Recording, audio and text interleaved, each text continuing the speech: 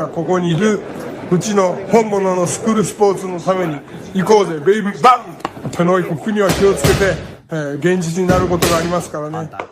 Alright, so we're going to go ahead and continue the long-standing tradition of covering Japanese boxing here on True School Sports. True School Sports, the #1 source for Japanese boxing in America. Now, guys, I wanted to come give you guys my little recap and thoughts on the New Year's Eve fight that took place in Ota City, Tokyo, Japan, a place that I'm very fond of. I love Ota City. I love that particular part of Tokyo. So, you know, last year around this time, I was there. I was there for a fight last year. So it's a really good time. But it's tradition in Japanese boxing for Kazuto Ioka to fight on New Year's Eve. He's done it many times before. Tonight, this fight in Japan tonight actually marked his 13th pro fight on New Year's Eve in Japan. And just for you guys to know, for those of you wondering,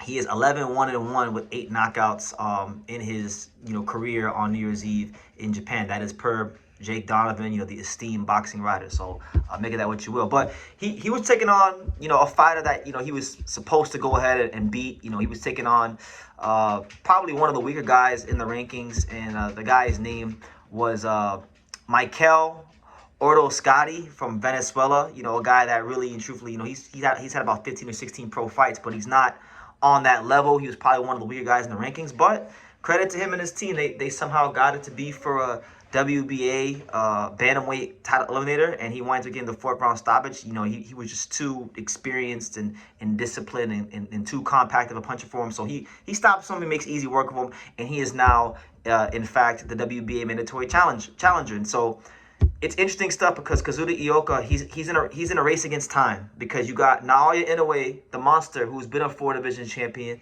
and you got himself, who was actually the first Japanese fighter to become a 4-division champion. So they're both in a race to try to become the 5th or the 7th 5-division champion in the history of boxing, enjoying the likes of Sugar Ray Leonard, Tommy Hearns, Manny Pacquiao, Floyd Mayweather, Oscar De La Hoya, and Terrence Crawford, which is like esteemed company, right? So now that he is the mandatory, that sets up the potential for a world title shot against Seiya Tsutsumi or Antonio Vargas. I know Seiya Tsutsumi and Antonio Vargas are supposed to do a consolidation bout.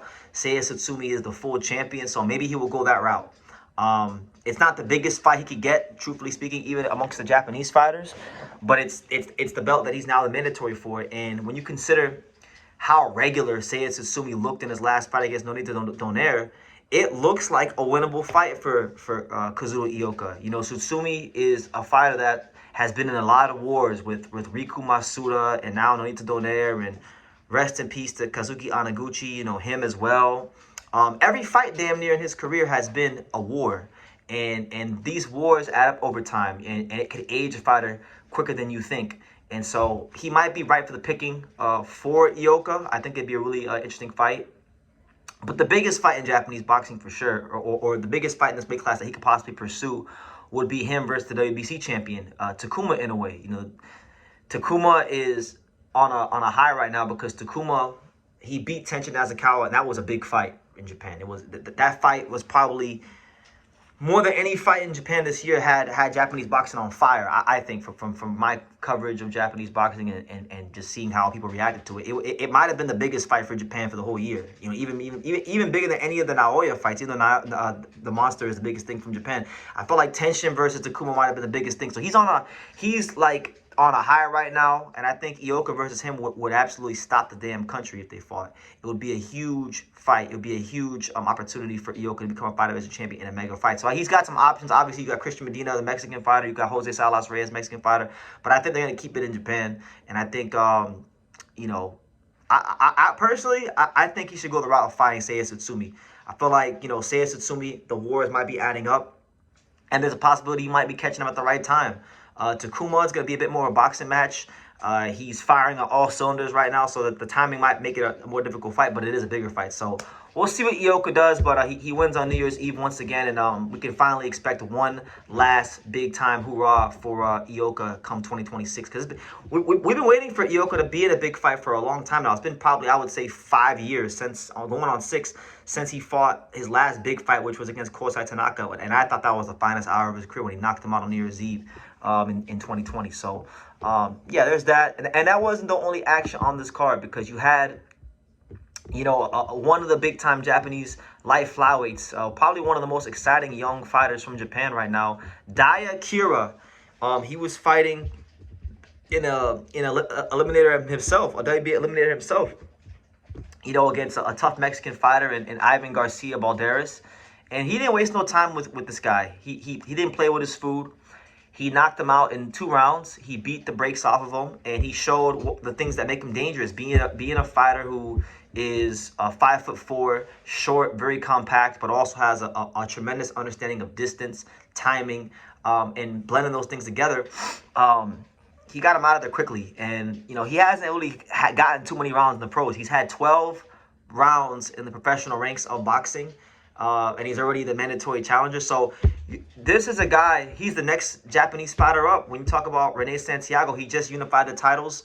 DAIYA Kira is a guy that really and truthfully, he's the next Japanese fighter up. So if you know, if Santiago can't get a unification fight against Simsiri or knockout CP Freshmart or anybody like that, then, you know, DAIYA Kira will be the next one up, and he is a very, very really good fighter.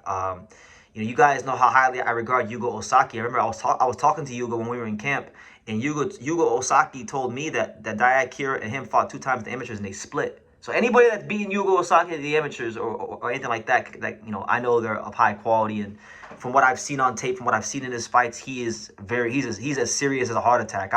I would say this is a much more dangerous fight for Santiago than Iwata or Takami was, because Iwata and Takami, they're Tekken boxing gym fighters. They have a very rigid style that counter punchers and athletic fighters can dissect. It's been proven time and time again throughout the course of boxing history. DAIYA Kira may be Japanese, but he doesn't fight with the style of those guys. He's shorter, he's compact, he's got great timing, he's an aggressive counter puncher.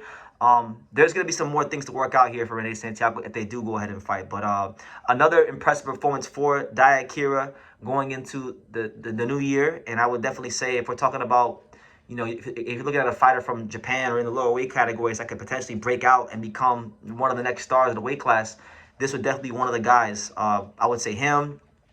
In this weight class, I would say him, Sergio Mendoza Cordova, and Yugo Osaki, and you could probably say Eric Badillo as well. Those are like the 4 guys that don't have titles at light flyweight that I think have a chance to really come out here and make a statement to the sport of boxing. So, yeah. The Japanese fighters do the thing on New Year's Eve. Ioka becomes the mandatory to Seiya Tsutsumi, and DAIYA Kira becomes the mandatory to Rene Santiago. So big things are happening. Big things are moving along in the lighter weight categories. But leave your comments down below. Which fight are you looking more excited for? Kazuto Ioka versus Seiya Tsutsumi potentially, or DAIYA Kira taking on the unified champion Rene Santiago in his potentially 5th pro fight with less than 15 rounds in the pro ranks? Leave your comments down below. Make sure you guys take the time to subscribe. And like I say in every single one of these videos, you can love me or you can hate me, but I'm just a kid from DAIYA. So until next time, take care, guys. Thank you for watching another video on the untouchable True School Sports Empire. For more great boxing videos just like this one, make sure y'all click and subscribe right over here.